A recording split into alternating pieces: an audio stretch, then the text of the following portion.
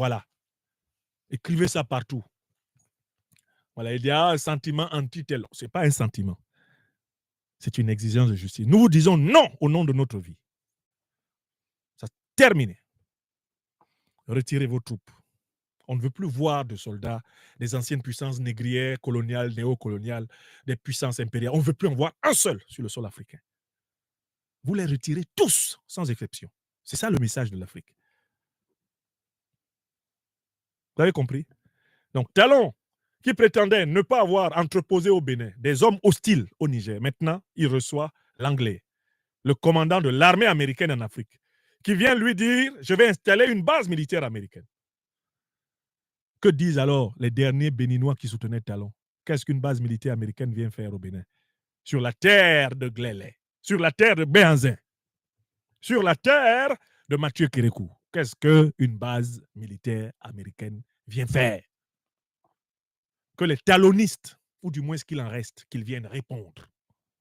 Qu'ils viennent répondre au lieu de cafeter, de piailler, de jacasser dans les couloirs. Qu'ils viennent répondre. Que va faire l'Anglais? Où est l'armée béninoise?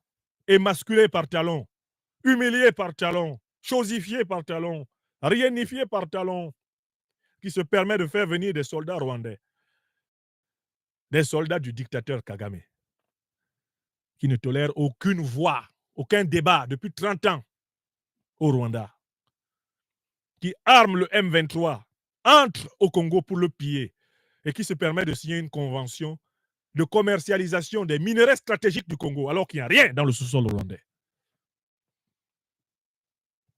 Quand je vois des gens sourire à ce monsieur sur le continent, je comprends que nous avons beaucoup, beaucoup de travail à faire.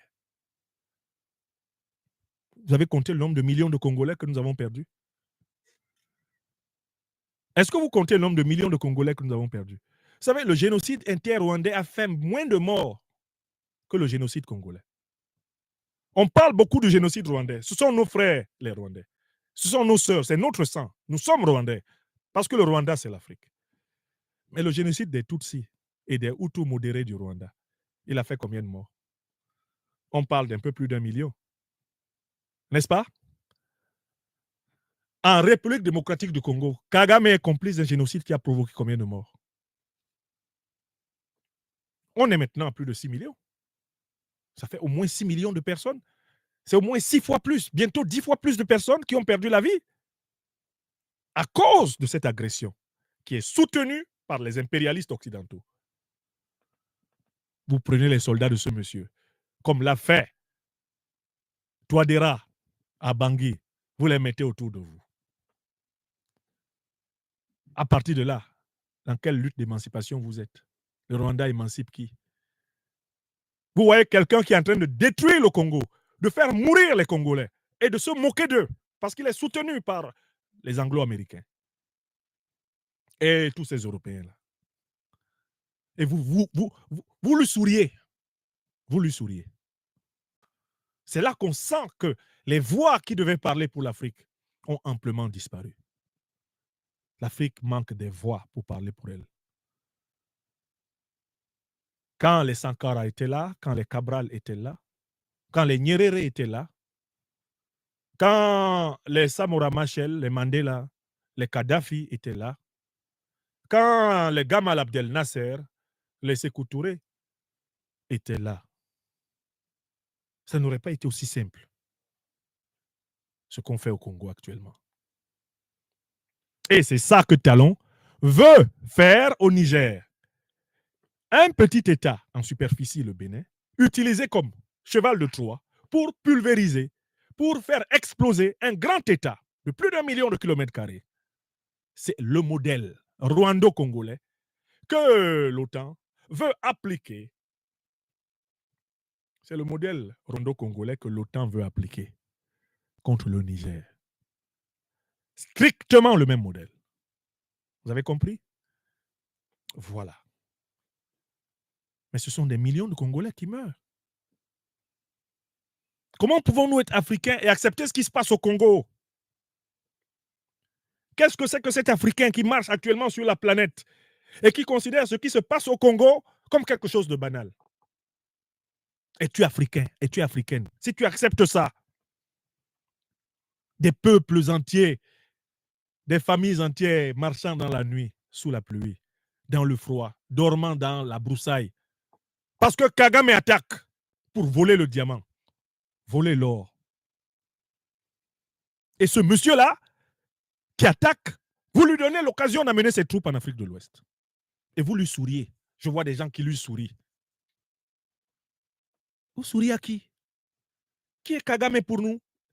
Un libérateur de l'Afrique? Je vois des gens qui sont flattés. Kagame est un excellent technocrate, c'est vrai. Il a créé un gouvernement technocratique au Rwanda. Mais cette technocratie de Kagame n'est rien d'autre que la couleur blanche du tombeau rempli d'ossements d'êtres humains innocents. Rempli d'ossements d'êtres humains innocents. Vous êtes africain? Vous êtes humain? Vous voyez ce qui se passe au Congo? L'Union européenne qui signe un protocole d'exploitation des matières premières stratégiques que le Rwanda ne possède pas, mais avec le Rwanda, pas avec le Congo.